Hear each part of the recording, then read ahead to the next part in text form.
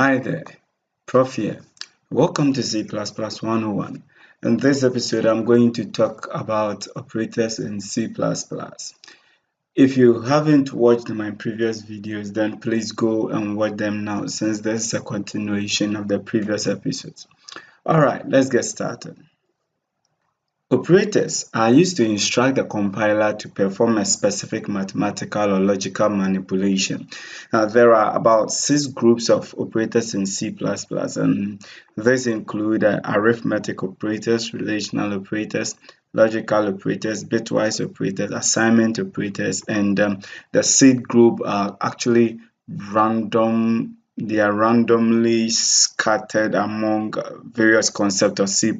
So that's why I chose to put them under miscellaneous operators. We will look at them not into details in this particular video, but then in later episode.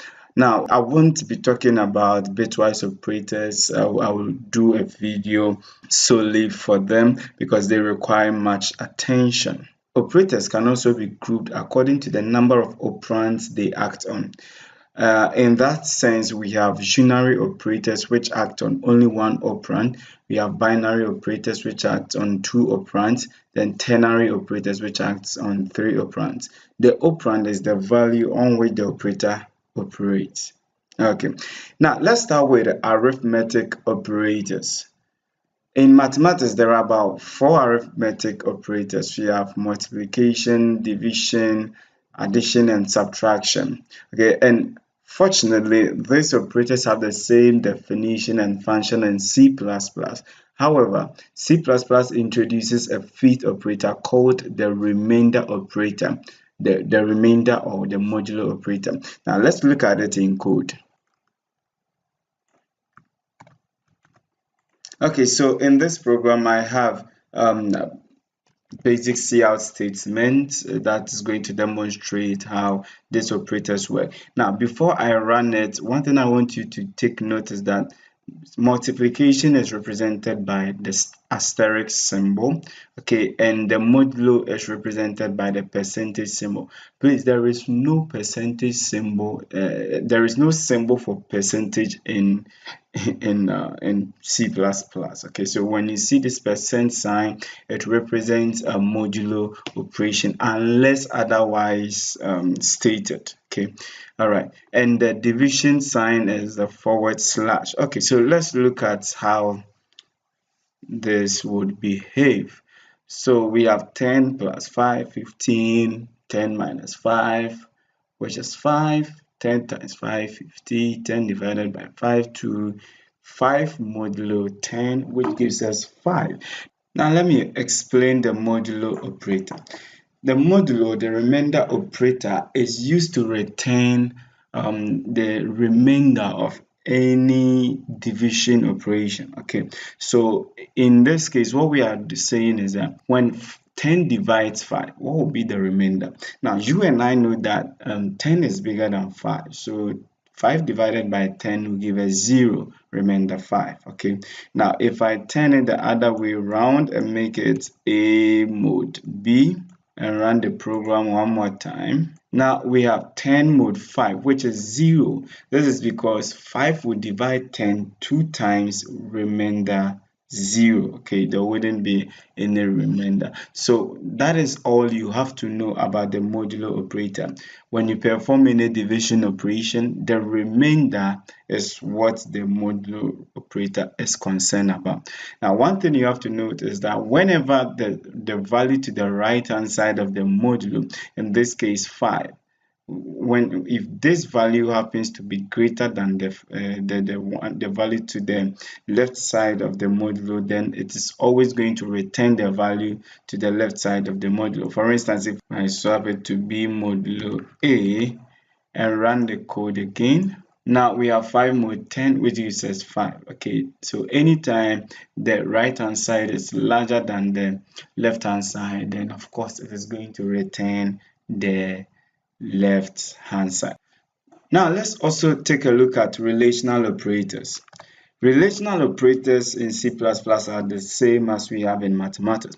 They are used to perform comparisons between values. Okay, so we have equality, we have not equal to, we have less than, greater than, less than or equal to, greater than or equal to. Now, one thing that I want you to take note is that equality is represented by double equal sign, not a single equal sign. A single equal sign in C++ or in most programming languages represent an assignment operation which has nothing to do with comparison. Okay, so take note of this, and this is one of the confusions beginners usually get when they are dealing with the assignment operator and equality. So again, double equal to sign means equality. Never use this for assignment, and never forget to use double equal to when you mean equality. Now, usually we use the exclamation sign to represent negation. So exclamation sign together with an equal sign representing not equal to. Okay, so let's run this code and see the result. All right, so 5 equals to 9. That is false because 5 is not the same as 9. If you watch the episode on variables and data types, you realize that I said Boolean false is represented by 0, and any other integer is used to represent true in C++. However, by default, C++ uses 1 for true, 0 for false. However, every other integer except 0 can be used as a Boolean true. Okay, so far as it is 1 byte, yeah. Okay, and we have 5 is not equal to 9, which gives us true. 5 is less than 9, which is also true. 5 is greater than 9, that is not true. 5 is less than or equal to 9, that is true. 5 is greater than or equal to 9, that is also true. The same way these operators behave and are defined in mathematics, they also behave in C++. Now, let's take a look at logical operators. Logical operators are used to combine relational operators. They only accept true or false values. Now, there are 3 main logical operators. We have AND, we have OR, and we have negation or not. Okay. Now, let's see how AND operates.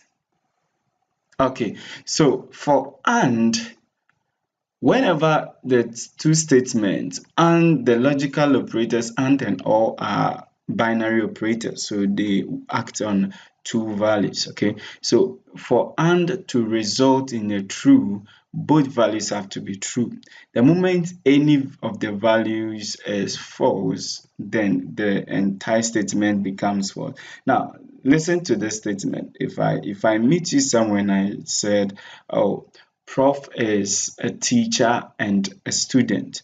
Prof is a teacher and a student. Now, this statement expresses certainty. So, when let's say you are in the business of searching for prof, then you would want to see, or you will be hoping to see somebody who is a teacher and also and also a student. Sorry. So that means that if you meet prof and he is a teacher and a student, then what I said is absolutely right. Okay, but if you meet him and he is a teacher but not a student, then what I said is false. Okay, because I said he's a teacher and a student. So the prof that you found who is a teacher but not a student is probably not the prof we are talking about. Okay, or he's not a teacher but he's a student. That also makes the statement false. He's not a teacher, he's not a student. This one is even worse. That means nothing that was said is right. Okay, so that is how the AND statement works. For it to output a true, both statements have to be true. Now let's take a look at the OR gate. The OR operator. The OR operator is represented by the double pipe operator. Okay, the AND operator is represented by the double ampersand operator. So this is for AND, this is for OR. Okay, now let's check the code one more time. So for all, the moment any of the two statements it is acting on is true, the result is true. Now, assuming I told you Prof is a student or is a teacher, then if you find out that is both a student and a teacher, well, what I said express some form of uncertainty, okay? And that makes what I said right, okay? I wasn't sure. I said Prof is a teacher or a student. So either way, I am right. And also, if both statement turns out to be true, then I am also right. So a true and a true gives you a true. But let's say Prof is a teacher, all right, but he's not a student. Again, I am right. Prof is not a student, is not a teacher, but he's a student. Again, I'm right. However, he's neither a student nor a teacher, then the statement is absolutely false. So you get a false output for an OR operator. Okay, finally, let's look at the third operator in the logical group, which is the negation or the not operator. Now, the negation operator does one job. It flips the current value. So if the current value is true, it will produce false. If it is false, it will produce true. The not operator or the negation operator is represented by the exclamation sign. So if I do exclamation sign false, all I'm saying is not false, which will result in a true, not true, which will result in a false. So let's run the code and see. All right, so like I said, not false gives us a 1, which represents true.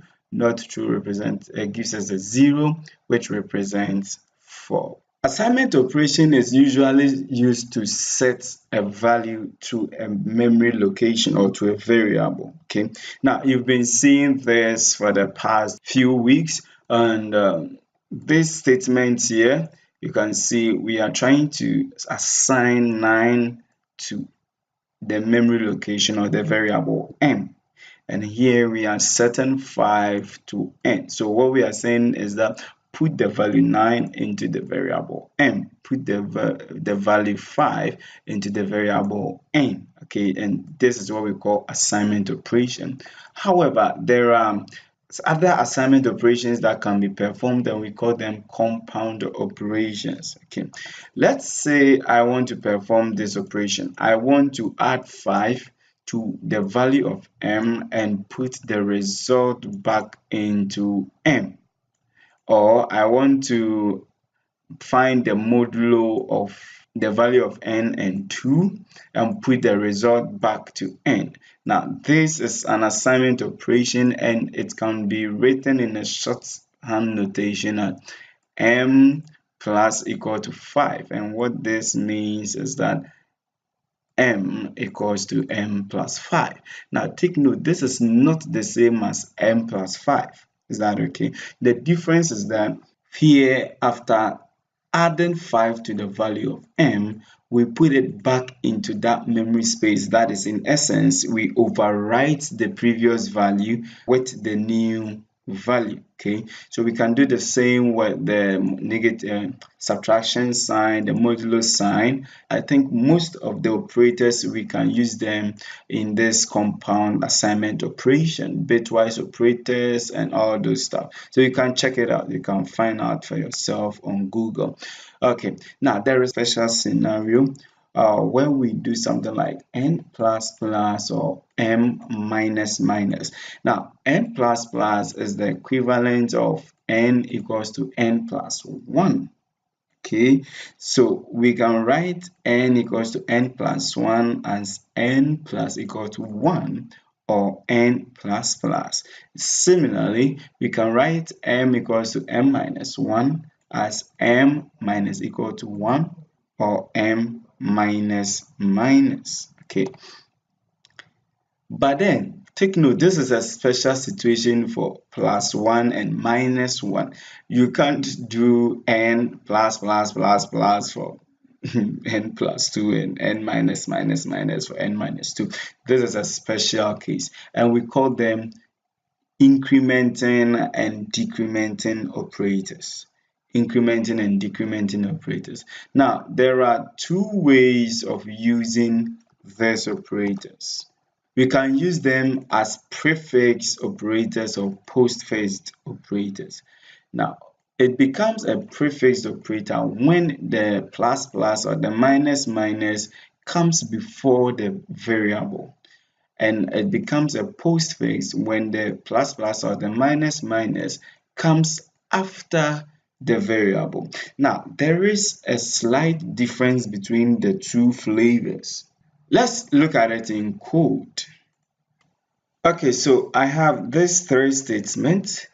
First, I'm summing at the value of m and n, and let me comment this out first. So this is m, and that is m is 5, n is, so probably let's just cut this and paste it here. Okay, so we are first doing m plus n, then we will do m plus n plus plus, then we will do m plus n. So let's see the output of this program. Okay, so m plus n gives us 14, m plus n plus plus gives us 14, and m plus n again gives us 15. Why is this happening? Okay, so here we are using the postfix increment operator, okay, because it is after the value, after the name of the variable. So here we did m plus n, which is 9 plus 5, which gives us 14. And then we said here, pick the current value of n, which is 5, add it to m, which is 9, and that gives us 14. However, when you are done, increment the value of n by 1. Okay, so that is what the postfix does. The current value will be used in the current expression. However, when that expression is done evaluating, the value of that variable that holds the increment operator is incremented by 1. Okay, so that is the reason when we come to the next line and do m plus n, we get 15 instead of 14, because we increase the value of n by 1 after evaluating this expression. Let's also look at its other flavor. So here we are rather performing the prefixed increment operation. So let's see how it differs from the previous one. Okay, so now we get m plus n is 14, m plus plus n is 15, m plus n is 15. So like I said, for prefix operation, the increment is performed before the expression is evaluated. So here what we are saying is that increase the value of n by 1, afterwards add it to the value of m. So we get 15, and afterwards we keep getting the 15 because we increment the value by 1 before we perform this operation. Okay, so that is how the increment and decrement operation works, and it's the same concept for the decrement too. Let me run the code again. All right, so here we are performing a post decrement, so we still have 14. So after the evaluation of this code, we get 13. But here we are performing a pre decrement, so we get a 12 and a 12 afterwards. Okay, so that is the difference between the pre-increment and the post-increment. Depending on where you put the plus plus or the minus minus, you get a different behavior. Now, the other group of operators are the what I call the mixed operators, and it includes size of, ternary or conditional operators, comma operators, member access operator, casting operators, reference and dereferencing operators. Now, I'm not going to talk about these operators in this particular video because, like I said from the beginning, they are scattered under different concepts, so it will be better to treat them when I'm talking about those concepts. Okay, but lastly, what I want us to look at is precedence and associativity. Now, precedence and associativity help us to determine the order of evaluation of an expression in the absence of brackets. Now, take it as the usual board mass notation in mathematics. Okay, so the associativity is used when there are two operators with the same precedent. Okay, now what does this mean? If I give you an expression like this, how do you get to know how or the order you should evaluate this? Okay, so that is when order of precedence comes in, because we have to set down some ground rules that will help everyone, everywhere, every computer to arrive at the same result. Depending on how you evaluate the expression, you can end up with a different value. Okay, so the order of precedence and associativity kind of help us to follow a convention, okay, so that every computer can always achieve the same result. Good. Now let's take a look at this table. So this is a table showing the order of precedence, so you can copy it somewhere for reference. Okay, so let's see how we would evaluate these expressions. Okay, so according to the order of precedence, fortunately we have only arithmetic operators here. Okay, now all multiplicative operators have higher precedence than additive operators. And by multiplicative operators, I mean multiplication, division, and modulo. Okay, they have higher precedence than additive, that is addition and subtraction. So what will happen is that we will first evaluate all multiplicative operators first. However, the multiplicative operators have the same order of precedence. So that is when the rule of associativity kicks in, which says that if two or more operators have the same symbol, then evaluate them from left to right. Okay, left to right. So we will first multiply 2 by 5, which gives us 10. Divide 10 by 2, that gives us 5. Then 6 mode 3, which will give us 0. Okay, so now we have 3 plus 5 minus 0. Then now we have only additive expressions, so we can add 3 to 5, it gives us 8, subtract 0 from it, which gives us 0. Now when we come to the second line, we have modulo, multiplication, and division, so we have to express those guys first before the additive ones. So 19 mode 15 will give us 4. 4 times 2 will give us 8. 6 divided by 3 will give us 2. Okay, so we have 8 minus 1, which will give us 7. 7 plus 2, which will give us 9. So when we run this program, we get 8 and 9. You see, it's a good idea to know as a programmer the result of your program. You shouldn't leave it solely to the computer, else if the computer comes to tell you that 2 minus 4 is minus 10, you won't even know. And these are some of the things that result in buggy programs. Okay, so always make sure that you have an idea about what your output should be. All right, I hope this helps. If you are interested in electronics, then check out my Electronics 101 tutorials on this same platform.